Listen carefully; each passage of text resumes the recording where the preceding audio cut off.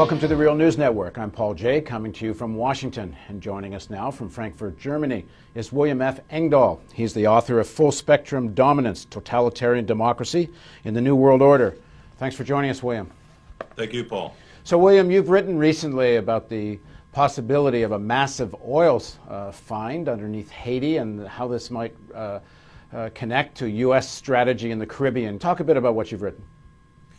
Well, if you look at a geophysical map of Haiti and the Caribbean, it jumps out that Haiti and Port-au-Prince, Haiti, lies right along the conjunction of what are called tectonic plates, but three separate tectonic plates. It's, if you can imagine a china vase that falls off the table and gets broken in many pieces and you glue it back together, well, these tectonic plates are a bit similar and in terms of images, but three of those converge right at the land area that's called Haiti. And generally, where we have such a conversion of tectonic plates, we have a great amount of geophysical motion, energy, and so forth. They tend to be along, in the Pacific, you have the Ring of Fire, which is literally the ring of volcanic activity. Indonesia is in one such zone. The Saudi Arabia and the giant oil fields of the Middle East from Kuwait and so forth, the Persian Gulf, are another such convergence of such plates. And up until now, there's been very little talk about petroleum in Haiti, but it's not because there hasn't been interest in petroleum in Haiti. My take on it is that there are, according to geophysicists knowledgeable about the geophysics of the Caribbean basin, you probably have large multinational oil companies, U.S., British oil companies, and their allies, who are aware that with a little bit of exploration onshore and offshore, that there are probably enormous oil finds. And you just had 2 years ago offshore Cuba, just north of Haiti, a giant, supergiant actually, oil discovery with several billion barrels of believed reserves of oil there that the Russians are helping the Cubans to exploit. So it stands to reason that the same geological fault line of these tectonic plates, the Caribbean plate, the North American plate, and the South American plate, they all converge north of Venezuela and in the area that's called Haiti.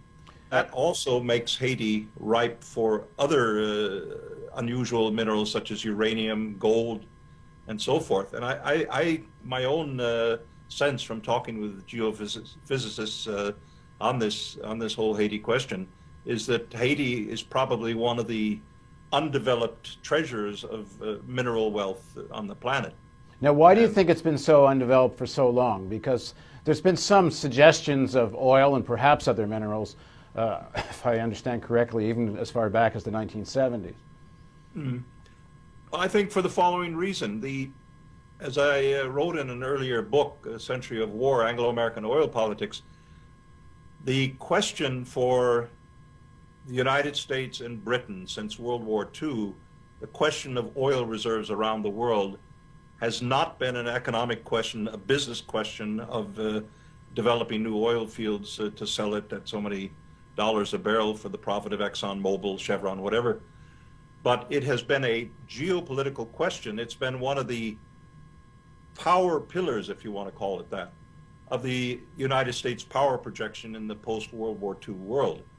The United States, through its control of the Middle East oil supplies, especially Saudi, Kuwait, earlier control of Iran when the Shah was in power, that gave the United States an enormous weapon over the European economies, over the world economy actually, and over the Soviet Union during the Cold War era, because they had the power, by controlling the quantities of oil in the world market, to raise the price of oil at their behest, and also, as they did in 1986, to collapse the price of oil.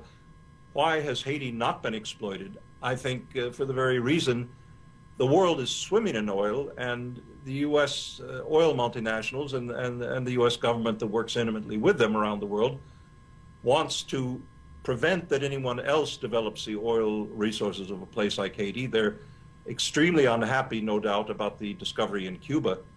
And I think they would like to keep this oil off the market as long as possible. Haiti, for them, is a stone's throw away, and they could develop it anytime they had need. But to keep it off the development market, I think, is their strategy. Strategic denial of those oil resources. Now, certainly while Aristide was in power, but even some of the Caribbean countries have pretty good relations with Venezuela, with Bolivia. Some of the CARICOM countries actually get cheap oil from Venezuela. So in terms of the geopolitics of the region, what would the significance be of Haitian oil, and how would that affect U.S. strategy in the region? Well, I think the answer to that depends on who's controlling the government of Haiti.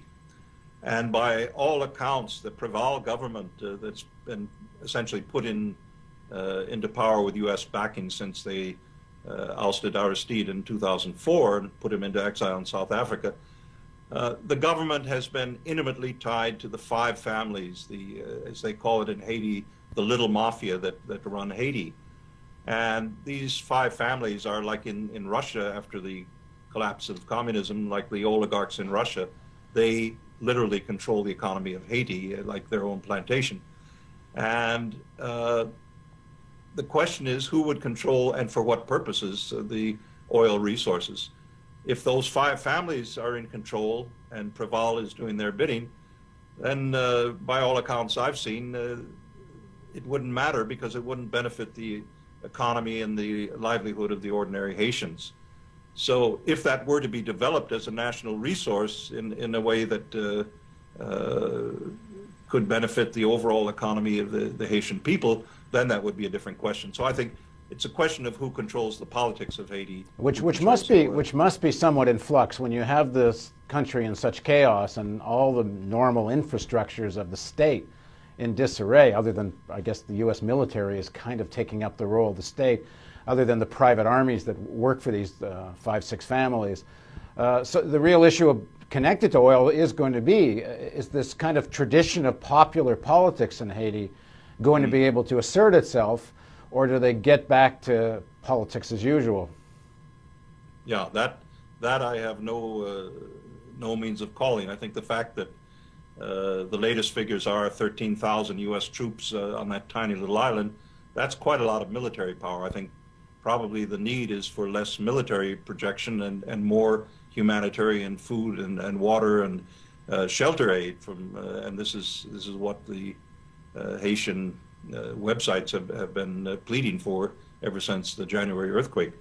But I'm a little bit uneasy about the agenda of the Pentagon in Haiti with their overwhelming military presence. The Doctors Without Borders in Geneva protested immediately after the quake that their planes, their transport planes, were turned back from Haitian airports by U.S. soldiers who refused them landing rights, and they had emergency humanitarian aid. This wasn't some kind of Soviet Cold War era spy game. This was a humanitarian effort, and they protested quite loudly that the U.S. was hindering that. So it's unclear at this point what the U.S. agenda is for Haiti, but the signs and the fact that George W. Bush was appointed special envoy along with Bill Clinton as UN envoy gives one grounds for pause here, I think. Well, where George W. Bush seems to be, there usually is oil.